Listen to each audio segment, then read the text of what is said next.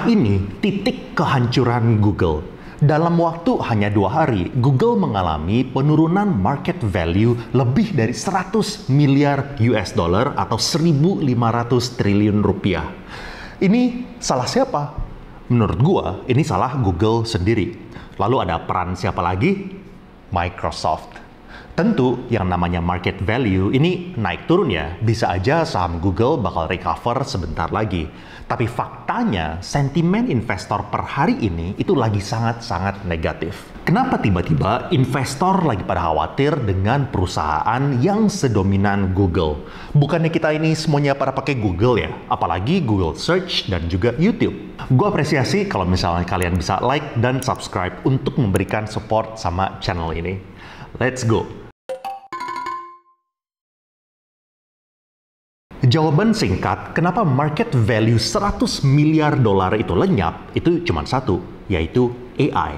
ChatGPT adalah AI milik Microsoft yang baru aja diberikan dana tambahan senilai 10 miliar dolar.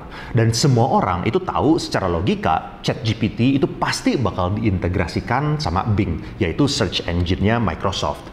Yang orang-orang itu nggak sadar, ternyata integrasi ChatGPT itu segitu cepatnya dengan Bing. Nggak sampai 1 bulan sejak pengumuman bahwa Microsoft investasi 10 miliar dolar di OpenAI, Microsoft langsung mengeluarkan Bing yang udah diintegrasikan dengan OpenAI. Dan presentasi Microsoft mengenai Bing yang baru ini keren banget. Sebenarnya kalau misalnya kita pikir-pikir, teorinya Google itu nggak mungkin kalah. Seharusnya Google kan sama-sama punya engineer yang terbaik di dunia dan bahkan Google juga sudah mendominasi search dengan 90% market share. Jadi walaupun Microsoft investasi di OpenAI dan pada tahu nih bahwa ini bakal diintegrasikan sama Bing, thesis investor-investor dan juga orang awam, seharusnya Google itu bisa lawan dan menjaga posisi mereka sebagai perusahaan yang mendominasi search. By the way, iklan itu memberikan kontribusi 70% terhadap omset Google. 70% loh, dan mayoritas itu ada kaitannya sama dominasi mereka di search.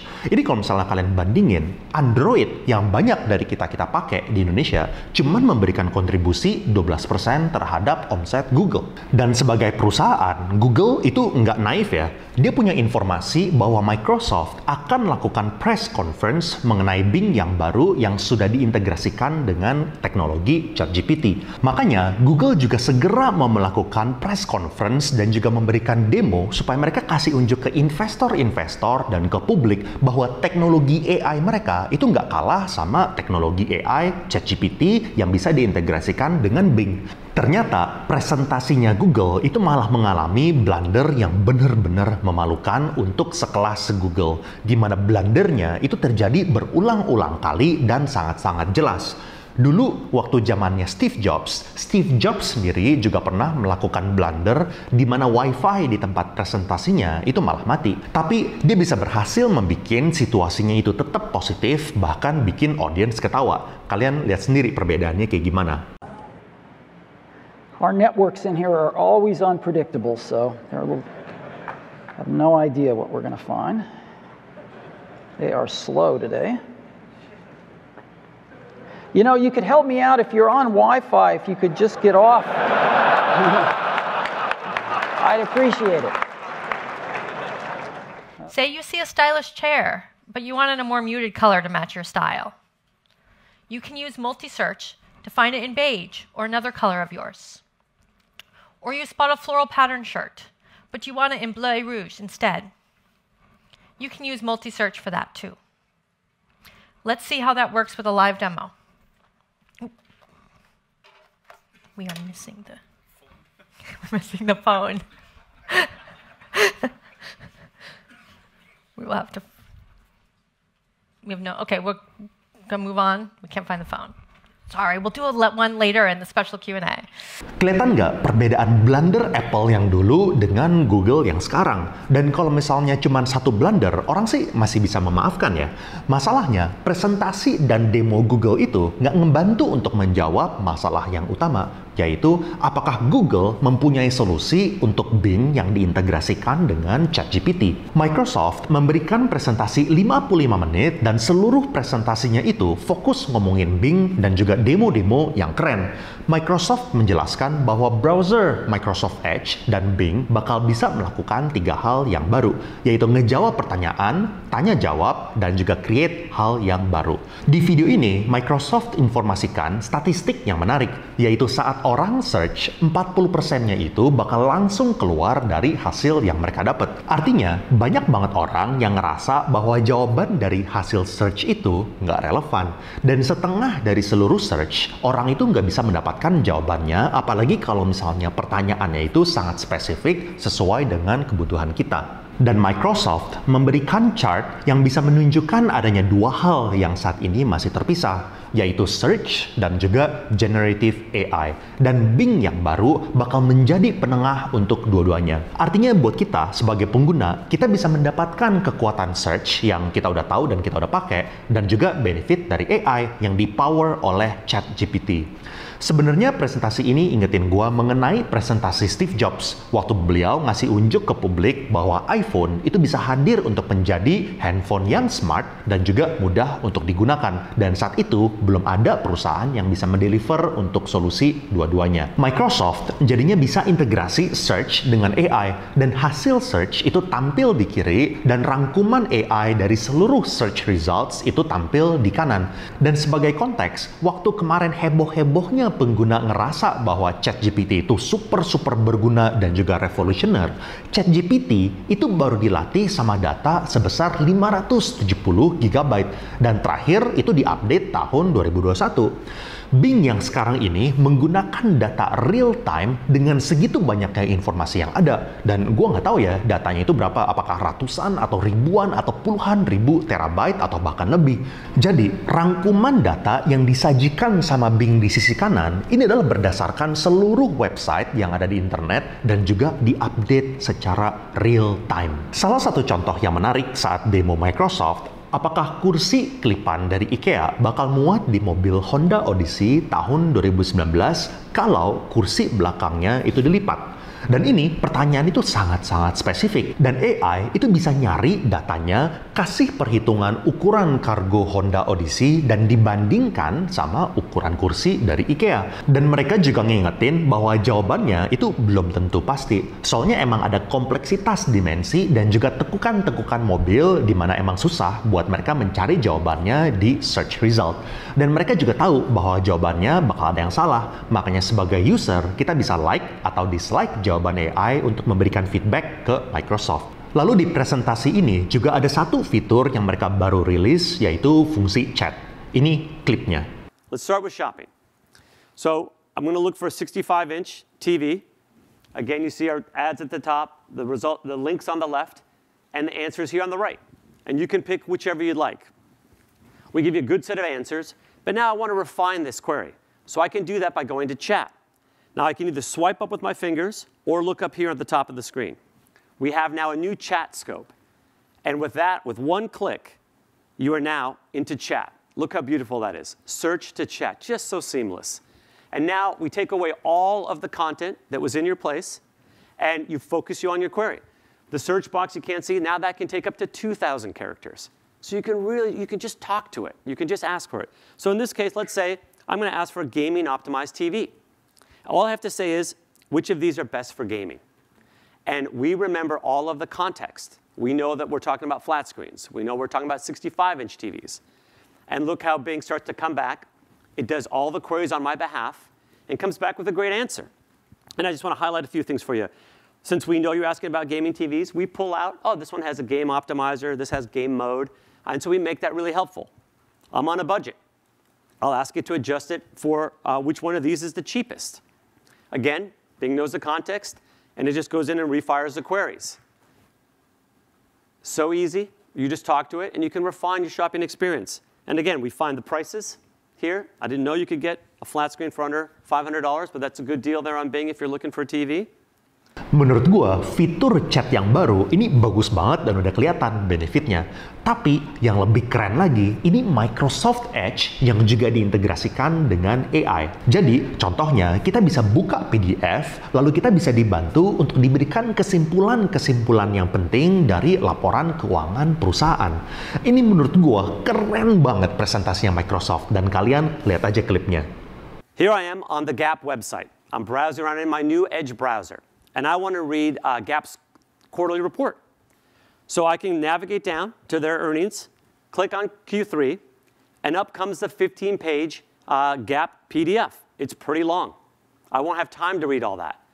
What I would love is a summary of the key points. I want to show you how now, with the power of Bing's AI capabilities within Edge, we can help. With one click, I can open up the sidebar. And now, as you can see at the top of the window, we have two features. We have Chat and Compose. Let me show you how Chat works. I can use Chat in Edge to simply ask it to give me the key takeaways of the page I'm on. So I'll just say, key takeaways from the page, and Bing and AI can now read that PDF, and look how great. It comes up with the summary of the key points here, their earnings, the fact that it's going to reaffirm full-year guidance. Very, very cool, a massive time savings. But now I want to compare this with, say, Lululemon, who also has their third quarter earnings. Bing can now call out to the web, pull information from outside of this page, bring it into Edge, compare it with the information that's on this page, all within Edge. And I asked it to do it in a table. And look how amazing this is. Just like that, in one table, I can get an answer to this question. Think about how much time that would have taken otherwise. Jadi, melalui presentasi Microsoft, dari segi teknologi, presentasi, dan juga implikasi buat kita sebagai user, itu udah jelas banget. Dan Google, presentasinya itu 38 menit, dan ngomongin mengenai hal-hal yang lebih basic seperti Google Lens, Google Maps, integrasi dengan VR, Google Translate, dan ini kebanyakan hal-hal yang sebenarnya kita sebagai pengguna udah emang dapat dari dulu. Jadi kesan yang gue dapat kalau misalnya gue nonton presentasi Google, itu cuman flexing apa yang mereka udah jago kemarin-kemarin, bukan seberapa siapnya mereka dengan teknologi AI, apalagi ChatGPT yang baru diintegrasikan dengan Microsoft. Dan demo AI yang benar-benar diharapkan sama investor buat kasih unjuk kekuatan AI Google, dan supaya mereka kasih unjuk mereka itu siap lawan Bing yang udah investasi di ChatGPT, itu durasinya cuma 10 menit, dan malah menunjukkan kesan bahwa teknologi AI Google itu ketinggalan 1 tahun. Dan lebih parahnya lagi, iklan Google yang seharusnya menunjukkan kehebatan Bard malah memberikan jawaban yang salah. Di iklan Google, contohnya ada user yang nanya, penemuan baru apa dari teleskop luar angkasa James Webb atau JWST yang saya dapat ceritakan ke anak saya yang berusia 9 tahun. Google berikan beberapa jawaban, termasuk satu yang informasikan bahwa JWST digunakan untuk mengambil gambar pertama dari sebuah planet di luar tata surya kita yang disebut exoplanet.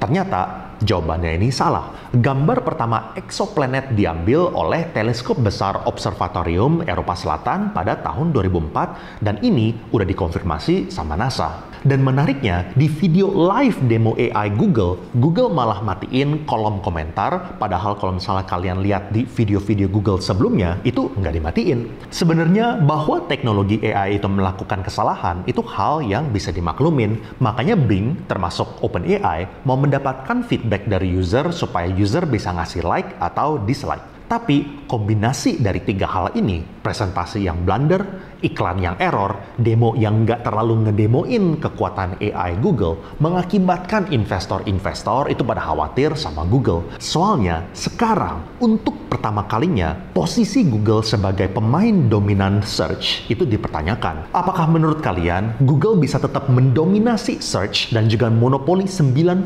market share, atau ini bakal menjadi kesempatan buat Bing untuk menjadi oligopoli bersama Google, atau Google malah menjadi kayak Yahoo? Menurut gua, ada beberapa hal yang kita bisa pelajarin dari sini. Pertama, kalau misalnya belum siap, mendingan kita mundurin dan lebih persiapin diri daripada kita terburu-buru dan malah melakukan kebanyakan kesalahan. Google bakal di posisi yang lebih baik kalau misalnya mereka bilang ke publik bahwa mereka bakal rilis Bard Tapi demo day itu bakal dilakukan di saat nanti saat BART udah lebih siap. Dan sekarang ini BART masih di tahap alpha atau beta stage. Nggak perlu kok menjadi orang yang pertama. Kayak misalnya Apple. Banyak sekali inovasi-inovasi Apple itu bukan yang pertama. Android udah ada tablet yang foldable. iOS belum.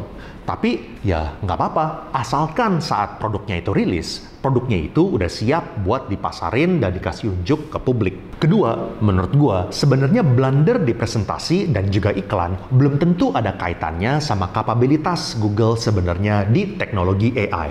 Contoh, ada dari kita yang nggak jago presentasi, bisa bikin kesalahan kiri kanan, tapi sebenarnya kalau misalnya kita kerja, hasil kerja kita itu bisa bagus. Dan ini mirip-mirip. Pertanyaannya, apakah sentimen investor itu bakal jadi segitu negatifnya harga saham Google anjlok lagi beberapa hari ke depan sehingga menjadi di bawah harga yang wajar? Dan kalau misalnya ini terjadi, bisa jadi kesempatan yang bagus buat kita beli.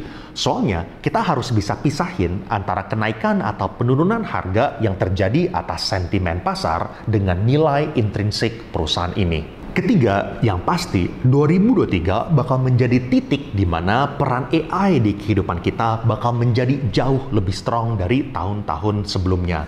Bakal banyak pekerjaan-pekerjaan yang kena dampaknya, dan kita harus belajar supaya kita jangan malah digusur sama AI. Tapi, kita harus belajar supaya kita bisa menggunakan teknologi AI supaya kita bisa menjadi lebih kompetitif. Dan kalau misalnya kalian mau tahu lebih detail tentang ChatGPT dan AI, kalian bisa klik di sini.